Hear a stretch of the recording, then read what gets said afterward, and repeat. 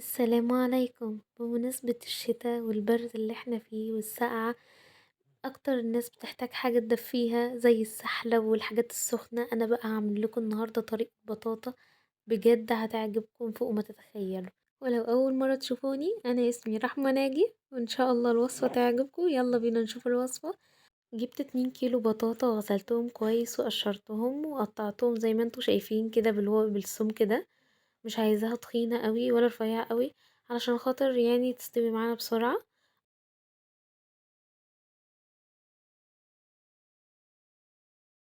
انا قطعت الكمية كلها زي ما انتوا شايفين كده، وبعد كده هاخدها واحطها في حلة.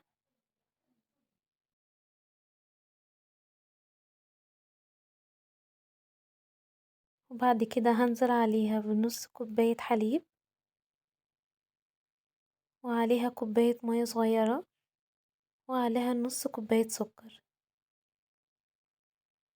انا البطاطا كانت عندي مسكرة، فانا حطيت عليها نص كوباية بس. لو احتاجت معاكم سكر تاني وانتوا بتحبوا السكر كتير، زودوا سكر تاني. وبعدين رفعتها على النار، فضلت كل شوية ارفع عليها واشوفها استوت ولا لأ، عشان ما تتحرقش مني. هنا انا كنت بقلبها علشان خاطر انزل اللي مستواش تحت وارفع التاني فوق.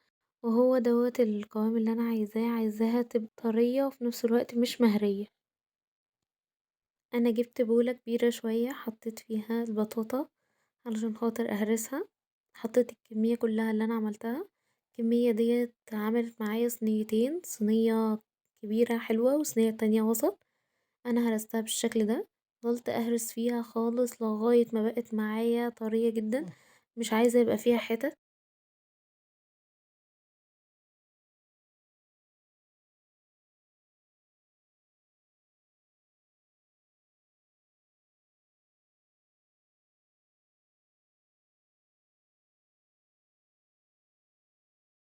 بعد ما هرستها معاكم بالشكل ده، حطيت عليها حوالي ربع كوباية حليب.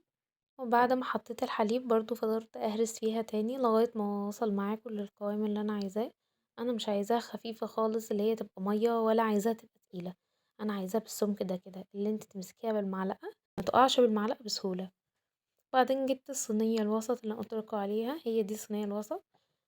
دهنتها شوية زبدة. بعد كده نزلت بنص كمية البطاطا. انا بحب البطاطا تبقى رفيعة، ما بحبهاش تبقى فيها لحم كتير اللي هي تبقى تخينة. ما بحبهاش كده، بحب اللي هي تبقى رفيعة والوش متحمر، بتبقى يا سلام حاجة تانية خالص. بعد ما فردتها في الصينية كده، جبت بقية الكوباية اللي انا قلتلكوا عليها، رحت جيت حطها فوق الوش. بقت معايا بالشكل ده.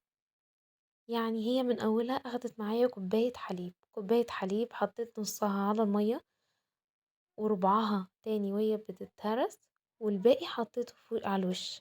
حطيت على الصينية دي والصينية التانية. وكان عندي حتة زبدة، رحت جيت قطعتها حتت كده فوق الوش عشان يتحمر معايا يبقى بالشكل ده. وبألف هنا عليكم، وإن شاء الله الوصفة دي تعجبكم. ولو في أي وصفة انتوا محتاجينها قولها لي في التعليقات تحت وأنا هعملها لكم فورا. وإن شاء الله فيديوهاتي ووصفاتي تكون بتعجبكم وتكون جديدة وتكون سهلة عليكم واقتصادية. وهجيلكم إن شاء الله بوصفات تانية كتير. متنسوش لو عجبكم الفيديو تعملوا لايك وشير وتعليقاتكم الجميلة، انا بفرح بيها جدا. في نهاية الفيديو انا احب اشكركم جدا وبألف هنا. ويا رب يكون الفيديو عجبكم. ما تنسوش تعملوا لايك وشير لو عجبكم الفيديو، وان شاء الله اشوفكم المرة الجاية على خير وبألف هنا. اسيبكم انا بقى تتمتعوا بالجمال دوت. بجد تحفة. والسلام عليكم.